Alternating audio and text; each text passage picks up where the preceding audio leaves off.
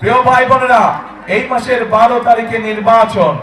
এই নির্বাচনে বাংলাদেশের মানুষ তাদের যে অধিকার কেড়ে নেওয়া হয়েছিল সেই অধিকারের প্রয়োগ করবে বাংলাদেশের মানুষ।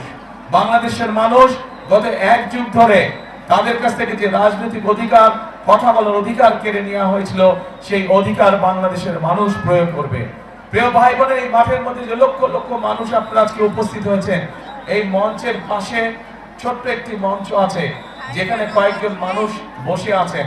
এই মানুষগুলো গত 15 বছরে বিভিন্ন ভাবে গুম খুন অত্যাচারে নির্যাতন হয়েছে তাদের স্বজনেরা। সেই অত্যাচার নির্যাতিত পরিবারের সদস্যরা বসে আছেন। যে মানুষগুলো আজ এখানে বসে আছেন তারা তাদের যে স্বজনদেরকে হারিয়েছেন বিগত 1 যুগ ধরে। সেই স্বজনেরা এই বাংলাদেশের মানুষের ভোটের অধিকার প্রতিষ্ঠিত করার জন্য, এই বাংলাদেশের মানুষের কথা বলার অধিকার প্রতিষ্ঠিত করার জন্য নিজেদের জীবনকে উৎসর্গ করেছে। নিজেরা বিভিন্নভাবে অত্যাচারিত হয়েছে, নির্যাতিত হয়েছে। প্রিয় ভাই বোনেরা, আজ বাংলাদেশের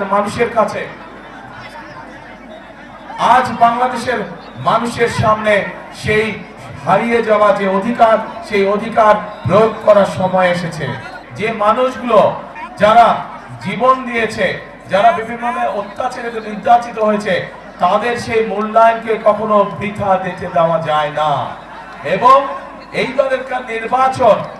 এইবারকার নির্বাচন শুধু দেশের জনপ্রতিনিধি নির্বাচিত করার নির্বাচন নয়, এবারকার নির্বাচন হবে আমাদের দেশকে পুনর্গঠন করার নির্বাচন। গত 1 যুগ ধরে বাংলাদেশের মানুষ তাদের যেমন রাজনৈতিক অধিকারকে প্রয়োগ করতে পারে নাই, তারা কথা বলার স্বাধীনতা পায় নাই, ঠিক একইভাবে বাংলাদেশের মানুষ তাদের অর্থনৈতিকভাবে প্রতিষ্ঠিত হওয়ার অধিকার থেকে অনেক পিছিয়ে গিয়েছে। দেশে সঠিক পরিমাণে আমাদের তরুণদের, যুবকদের যে কর্মসংস্থানের ব্যবস্থা হওয়ার দরকার ছিল সেই ব্যবস্থা হয়নি। দেশের নারীদের, মা বোনদেরকে মূল্যায়ন করার জন্য তাদের যেই স্বাবলম্বী করে গড়ে তোলার কথা ছিল সেইটি হয় নাই। দেশের যুবকদেরকে প্রশিক্ষণের মাধ্যমে দক্ষ শ্রমিক হিসেবে গড়ে তোলা করা উচিত ছিল, সেই কাজটি হয় নাই।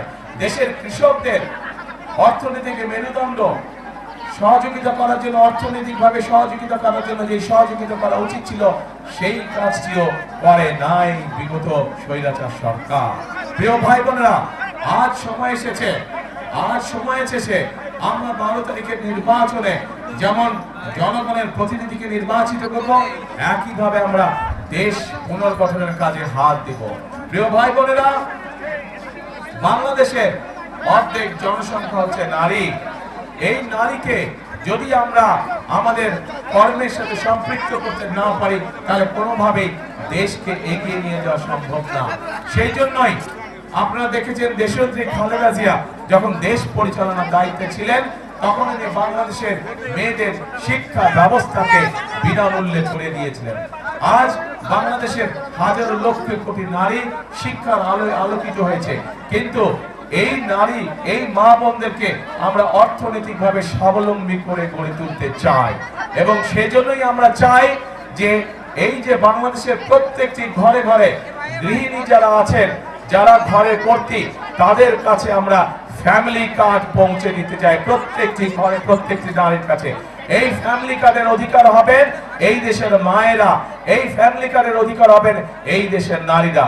এবং এই ফ্যামিলি কার্ডের মাধ্যমে আমরা প্রত্যেকটি নারীর কাছে তার সংসার যাতে উনি স্বাচ্ছন্দ্যে পরিচালনা করতে পারেন তার জন্য আমরা একটি প্রতি মাসের সহযোগিতা তার কাছে পৌঁছে দিতে চাই।